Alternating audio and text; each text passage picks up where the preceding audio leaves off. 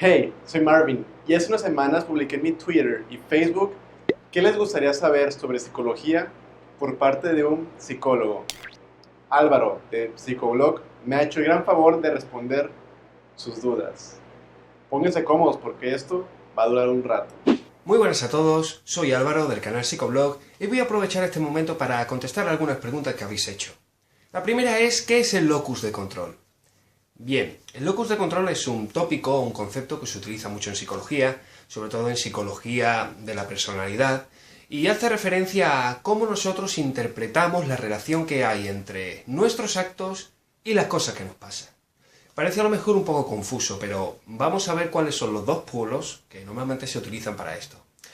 Definimos primero el locus de control interno cuando pensamos que todo lo que nos pasa tiene que ver con cosas que hacemos. Y ya sea pues por el concepto de responsabilidad o de culpabilidad, porque todo lo que me pasa malo es por cosas que yo hago, el concepto que sea. Mientras que el otro, el contrario, es el locus de control externo, es decir, pensamos que las cosas que nos pasan no tienen nada que ver con las cosas que nosotros hacemos y lo achacamos a lo mejor pues a cosas del destino, de la fortuna, de la mala suerte, de lo que sea también. Hasta ahí vamos comprendiendo. El locus de control es importante, se ha estado hablando bastante en los últimos años en cuanto a investigación y tal, incluso hay autores que lo consideran como un rasgo más de la personalidad, ¿no? Y la pregunta que ahora plantea es, vale, ¿y cuál es la posición más correcta? ¿El locus de control interno o el externo? Bien, según los expertos, se plantearía que perfectamente deberíamos de encontrarnos en el locus de control interno, al menos en la mayoría de las situaciones, porque no siempre vamos a pensar que tenemos el control sobre la situación, ¿no? Sin embargo, eso lleva también ciertas consecuencias negativas, sobre todo cuando pensamos que absolutamente todo lo que nos pasa es por cosas que hacemos, ¿no? Volvemos a repetir a lo mejor el concepto de culpabilidad y de que todo lo que pasa es por mi culpa, no hay nada que yo haga que no vaya a terminar en una mala situación. Esa es digamos, la consecuencia más negativa del locus de control interno. O esa, o el intentar controlarlo todo constantemente, ¿no? Esa necesidad de control. Pero la asunción es saber perfectamente de que hay muchísimas cosas que no vamos a poder controlar en nuestro entorno y aunque nosotros pensemos que efectivamente somos agentes responsables de lo que nos pasa, a grosso modo, nunca viene de más pensar de que sí es verdad que dentro del azar siempre hay cosas que van a escapar fuera de nuestro control. Entonces, resumiendo, la mejor posición, locus de control interno, es lo que nos da a nosotros mayor responsabilidad y mayor capacidad para reaccionar a cualquier cosa que nos pase, ya esté dentro de nuestro control o ya esté fuera. La segunda pregunta que planteáis es ¿cómo podemos acceder al inconsciente para cambiar ciertos patrones instaurados en nosotros? Y esto lo hacemos desde la referencia de que siempre vamos a repetir ciertos patrones en ciertos momentos que son erróneos y que nos harán pues acercarnos siempre a los mismos errores, a las mismas personas que no son tóxicas para nosotros o más específicamente a lo mejor a las mismas parejas que también nos terminan perjudicando, ¿no? Lo primero que quiero que sepáis es que, primero, no se puede acceder al inconsciente, o sea, el cerebro no tiene una parte que es como una memoria BIOS a la cual puedes acceder y modificar lo que sea, no. Ya sea si consideramos el inconsciente como la teoría freudiana o como algo más moderno, no se puede acceder, así de claro. De hecho, lo que estáis planteando sobre patrones de comportamiento o de pensamientos muy arraigados no tiene nada que ver en sí con el inconsciente, son cosas que se pueden perfectamente traer a la cuenta de lo consciente, es decir, nos podemos dar cuenta desde ello. Y si queréis modificar vuestra psicología, tenéis que modificar vuestro comportamiento, y para eso tenéis que saber exactamente qué es lo que estáis haciendo. Sobre cómo modificar patrones que sabemos que son erróneos y que queremos hacer las cosas mejor, pues bueno, hay muchísimas, podemos verlo desde muchísimos puntos de vista, sobre todo desde puntos de vista terapéuticos, y todos serían perfectamente correctos. Yo prefiero coger la vía constructivista, porque tiene que ver mucho por cómo se forma, digamos, ciertos conceptos, y también está muy relacionado con la educación, que es una perspectiva de la psicología que a mí personalmente me gusta mucho. Bien, desde el constructivismo, pues planteamos que el ser humano es como si fuera un científico que elabora sus propias teorías según cómo vaya experimentando con el entorno. Entonces tenemos siempre un mismo esquema base. Primero, siempre se nos presenta una situación que vamos a plantearla como imaginaria, que no es completamente nueva. Es la primera vez que nos vamos a enfrentar a esa situación. Entonces, inmediatamente pues elaboramos como una hipótesis de cómo podría salir eso, de cómo podríamos reaccionar a ello. Nos enfrentamos a esa situación, tenemos unos resultados, esos resultados se pueden encajar más en esa hipótesis o no, y a partir de ahí pues elaboramos una teoría. Hasta ahí pues queda todo estupendo, porque si fuera así diríamos, joder, la mente humana es maravillosa, sigue un patrón científico, por lo cual siempre va a estar elaborando para encontrar la verdad. Pues resulta que no, tu mente realmente construye estas teorías no porque busque la verdad, sino porque lo que quiere es sobrevivir. Y esto a veces hace que ciertas teorías pues no se elaboren de la manera más correctamente posible. Porque de hecho nuestro cerebro será muy bueno metiendo este esquema una y otra vez en todas las situaciones, pero no es especialmente bueno estudiando estadística. Eso quiere decir que a lo mejor en una situación X tú la vives de una manera en la cual tú la interpretas como que la has vivido de muy mala manera y elaboras una teoría muy pesimista sobre ello, cuando en realidad no tiene por qué, porque otras tantas personas han pasado también por esa misma situación y han elaborado una teoría completamente diferente, mucho más favorable, más positiva, y cada vez que se enfrentan a eso tienen resultados muchísimo mejores. Entonces, ¿qué es lo que tenemos que hacer para modificar esos patrones? Pues bueno, una buena manera es volver a reestructurar de alguna manera esa teoría inicial que tenemos. Y no tiene por qué ser concretamente relacionado con el suceso al que nos tengamos que enfrentar. Por ejemplo, odio a los hombres porque con todos los hombres que he salido me han tratado fatal. Entonces todos los hombres son todos unos canallas. Pues quizás esa teoría en principio, ¿vale?, se ha formado en cuanto a unas pocas de citas, unas pocas de novias que has tenido y que te han salido ranas. Vale, muy bien, pero es que quizás el problema no lo tengan los hombres, el problema lo tienes tú de cómo concibes el amor y cómo concibes la vida en pareja, ¿no? Porque da demasiada casualidad que todos te hayan salido malos y de la misma manera, ¿no? Entonces, si te planteas la situación otra vez y replanteas, si te vuelvas a enfrentar con otro punto de vista, quizás seas capaz de encontrar otro tipo de cualidades en esos hombres, seas capaz de experimentar y de salir con otros tipos de muchachos y quizás tengas mejores resultados en el futuro. En resumen, ¿quieres modificar un patrón de comportamiento que no te gusta? Pues primero tendrás que ser consciente del patrón de comportamiento, ya lo eres. Segundo, tendrás que replantearte ciertas cosas sobre lo que piensas de ese comportamiento. Y tercera, pues bueno, tendrás que volver a reexperimentar esas situaciones. Tercera pregunta, ¿cómo dominamos nuestra mente para hacer que ciertos procesos dolorosos pues pasen más rápido?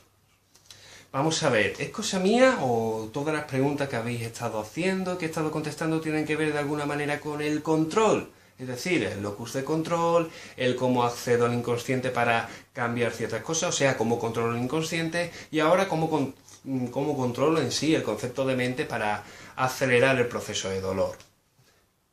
Bien, una lección general que tenemos que aprender a lo largo de nuestra vida y que mientras antes lo aceptemos, pues muchísimo más felices vamos a ser. Vamos a tener que sufrir, sí o sí. Nos vamos a encontrar con situaciones dolorosas, sí o sí. Y vamos a tener que pasarlo mal, sí o sí. Dure más o dure menos. Eso realmente no importa. Vamos a tener situaciones dolorosas, habrán personas que nos hagan sufrir y ese sufrimiento podrá durar más o podrá durar menos. Da igual la experiencia que tú ya tengas. Entonces, ¿de qué manera nos podemos librar o hacer más corto cierto periodo doloroso debido a lo mejor a una situación de duelo? Porque hemos perdido una pareja o hemos perdido a un ser querido. Que sí, se establece un proceso de duelo tanto en uno como en otro porque al fin y al cabo son pérdidas a nivel emocional para nosotros, a nivel afectivo. ¿Cómo podemos superarlo de manera más rápida? Pues bueno, o una de dos, o has pasado 1500 veces por ese tipo de situaciones, por lo cual ya estás más preparado a nivel emocional como para afrontar ese tipo de situaciones, o, como hemos dicho al principio, aceptas de que eso lo vas a tener que vivir. Bien, vamos a plantearnos en un caso más sencillo. Por ejemplo, tu pareja te acaba de dejar, acabas de vivir una ruptura y por supuesto estás hecho polvo. Esa persona te importaba, has vivido muchas cosas con ella o con él y Claro, ahora pues te tienes que hacer la idea de que tienes que volver a una dinámica más solitaria, a una dinámica de soltero, y claro, eso se te va a hacer un mundo. Lo primero que echas en falta efectivamente es la propia compañía, aunque hayas tenido una relación muy tormentosa y que realmente haya sido buena elección cortar. Y segundo, te tienes que hacer la idea de que tienes que volver a ese estilo de vida, la cual has dejado muy atrás. Hay muchas presiones a nivel social y a nivel cultural que, bueno, es diferente cuando estás en pareja a cuando estás soltero, ¿no? Pero todo tiene que ver siempre con las mismas preguntas, es decir, cuántas parejas has tenido, qué es lo que significaban esas parejas para ti, qué es lo que significa realmente el mundo de pareja o el amor de pareja para ti, porque mientras más autonomía tengas tú a nivel emocional y a nivel comportamental, menos te afectarán este tipo de cosas, que sí que será una jodienda y a nivel emocional pues será muy intenso y muy desagradable enfrentarte a lo mejor a una ruptura. Pero si tú ya de por sí eres una persona autónoma, que has estado mucho tiempo viviendo solo y que además eres capaz de cuidarte por ti mismo de manera autónoma, pues no tienes necesidad de estar sufriendo muchísimo tiempo, de hecho no lo vas a hacer. Vas a pasarlo más una temporada, pero te irás recuperando. Incluso tú mismo harás cosas para que te puedas recuperar. Sabrás perfectamente qué hacer. ¿Por qué? Porque eres autónomo. No necesitas de nadie al lado para compensar eso. Pero si hablamos de un caso a lo mejor más grave, como un ser querido, que desgraciadamente os ha tenido que dejar, pues pongamos, pues por una larga enfermedad, por causas naturales, por vejez o por un accidente. De hecho, son tres casos completamente diferentes. El duelo se puede elaborar de una manera muy diferente si a lo mejor estamos hablando de una enfermedad bastante más prolongada en el tiempo y nosotros ya veamos cómo va a terminar todo. Por lo cual nos hacemos la idea, vamos compartiendo además con esa persona la despedida, que es algo muy importante en este tipo de procesos, y las vamos acompañando, vamos haciendo una especie de procesión, de tal manera que cuando realmente se vaya, nosotros ya hemos tenido mucho tiempo de vivir esos últimos momentos y hemos podido despedirnos como realmente es. Hemos podido pasar página, que es una cosa muy importante que pasa en estos episodios. El sufrimiento se prolonga porque no pasamos páginas. Da igual que nos haya dejado una pareja, que hayamos perdido un trabajo o que hayamos perdido un familiar. No pasamos página y por lo tanto siempre tenemos ese dolor ahí. Entonces la cuestión es, cerramos bien la página, seguimos adelante y aunque sabemos que tenemos que enfrentarnos a esa situación dolorosa, lo hacemos de una manera muchísimo más liviana. Porque sabemos que puede pasar, que podemos convivir con ello y que cada vez se hará menos doloroso. No hay más secretos, no hay manera de dominar la mente ni nada por el estilo. Desde psicología, concretamente desde psicología positiva, existe un concepto que se llama resiliencia, que hace referencia a nuestra capacidad de salir bien parados después de una mala situación y además no solamente salir y sobrevivir de ello, sino salir fortalecidos y habiendo aprendido y todo eso. ¿Cómo se consigue? Pues bueno, igualmente con una buena disposición emocional ante estas cosas. Y una buena disposición la tenemos siempre y cuando aceptemos que nos vamos a enfrentar a estas situaciones sí o sí, que por mucho que hagamos quizás no podamos hacer nada por ello, por lo cual tenemos que aceptar ese tipo de cosas, y que lo máximo que podemos hacer es adaptarnos e ir buscando la manera de hacer que eso sea más liviano. Cuarta y última. ¿Qué es el síndrome de Munchausen y el trastorno de personalidad disociativo? Vale, para empezar, uno no tiene nada que ver con el otro, para nada. Pero bueno, el síndrome de Munchausen es un trastorno mental en el cual la propia persona se induce a sí misma diferentes lesiones y enfermedades con el fin de ser asistido y cuidado por los servicios sanitarios, ¿no? ¿El por qué se da? Pues esencialmente no se sabe por qué. Digamos que es un trastorno de la personalidad que depende de cómo la interprete cada uno, ¿no? Cada padeciente.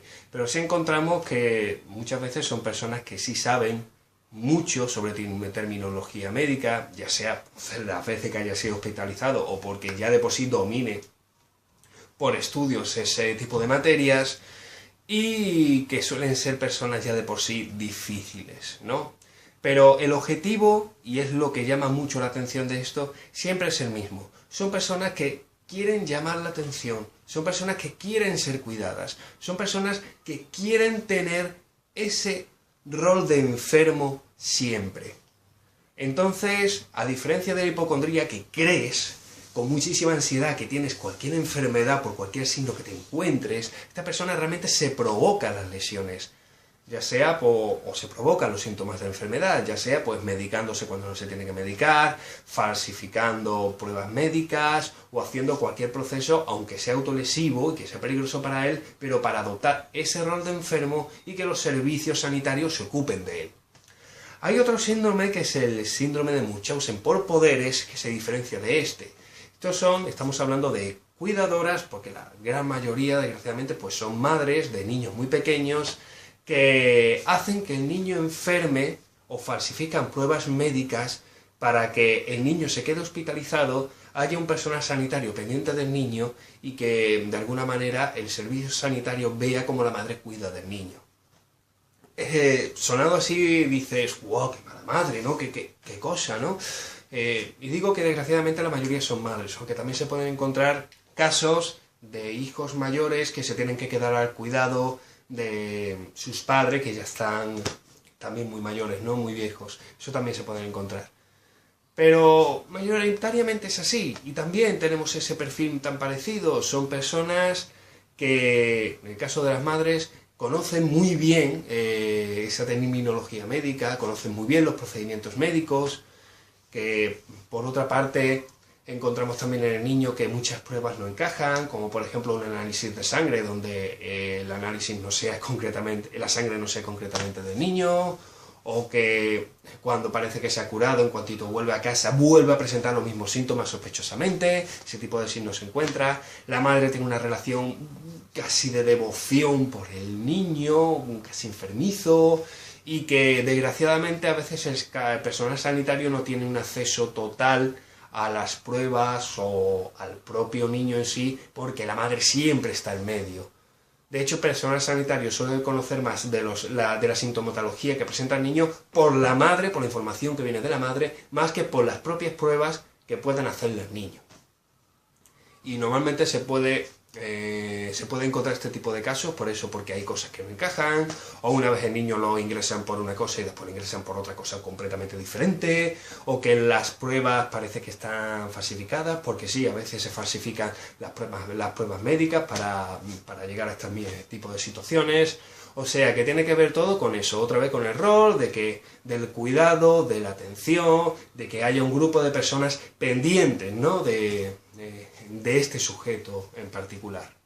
Y yendo ahora con la otra patología, que es el trastorno de personalidad disociativo, entra dentro de lo que se llama los grandes trastornos disociales, y es lo que antes se conocía más comúnmente como el trastorno de doble personalidad o el trastorno de personalidad múltiple, ¿no? Que consiste en que ante una situación muy traumática, en la cual la propia psique del individuo pues ve que no va a poder soportarla, por la razón que sea, pues de alguna manera se hace con una especie de partición y genera como una personalidad adicional que sí es capaz de alguna manera enfrentarse a ese tipo de situaciones, ¿no? Da la casualidad que esa personalidad nueva que se crea sí tiene las cualidades o unas cualidades que suelen ser muy contrarias a la personalidad real del sujeto, ¿no? Se produce efectivamente por eso, para proteger tu propia psique del suceso al que te tienes que enfrentar. El problema es que esa personalidad se queda contigo y la psique va saltando según en ciertos momentos de una personalidad a otra y después vuelve al original y a veces parece que pierde un poco de control en ese sentido. Sin embargo, la mayoría de los casos suele ser siempre como una doble personalidad. Es decir, sale una y se disgrega en otra, suelen ser dos. Aunque se han encontrado casos que pueden haber decenas de personalidades metidas en una. Y imaginaos lo que es estar hablando con una persona que esté constantemente saltando desde una personalidad de un niño de 9 años a la personalidad de un camionero de mediana edad o a la personalidad normal. Es muy difícil determinar las cosas, pero normalmente suele ser por eso. Recuerdo un caso que además nos lo pusieron cuando estábamos estudiando, de una muchacha que sufría anorexia y que en cierto modo era especialmente traumático el permanecer en el hospital y todo eso, y llegó a desarrollar una doble personalidad. Por un lado teníamos la personalidad normal, la de la chica, una persona pues muy deprimida, muy dependiente, con una autoestima bajísima, vamos, estaba hecha polvo, y después salía una personalidad muy, ¿cómo decirlo?, muy perversa, que ella misma se identificaba como anorexia, ¿no? Entonces, esta personalidad intentaba destruir a la primera, y de hecho se intentaba autolesionar y todo eso, y tenía una personalidad completamente diferente, casi contraria a la personalidad original. Y hasta esto es, a grosso modo, lo que podéis ir sabiendo en cuanto a este trastorno. Ah, otra cosa. Podéis decir, bueno, sí, pero una buena persona que sepa mentir y tal, pues puede simular un poco las personalidades diferentes. Sí, pero si a lo mejor le hacen una prueba de diferenciación personal, como puede ser una prueba grafológica, es decir, que escribas un texto y que se escriba otro cuando está con la misma personalidad, para ver si hay algún cambio en las letras o los patrones de escritura, te das cuenta que las conclusiones son así. Las personalidades que surgen tienen un patrón de escritura completamente diferente a la personalidad real, como si los hubiese escrito perfectamente otras personas. Me he enrollado muchísimo con vosotros, pero bueno, espero que hayan sido unas respuestas satisfactorias para todos. Así que, sin más, pues mando un saludo enorme a Marvin Castillo y también a todos sus suscriptores. Y ya sabéis, si queréis saber un poquito más de psicología o queréis plantear nuevas dudas o lo que sea, pues podéis pasaros por mi canal, Psicoblog. Seguramente lo tendréis en la caja de la descripción de Marvin. Y ya está, os espero allí, espero que no faltéis. Muchísimas gracias por ver este video. Voy a poner el link del canal de Álvaro en la descripción de este video. Muchas gracias por ver y por suscribirse.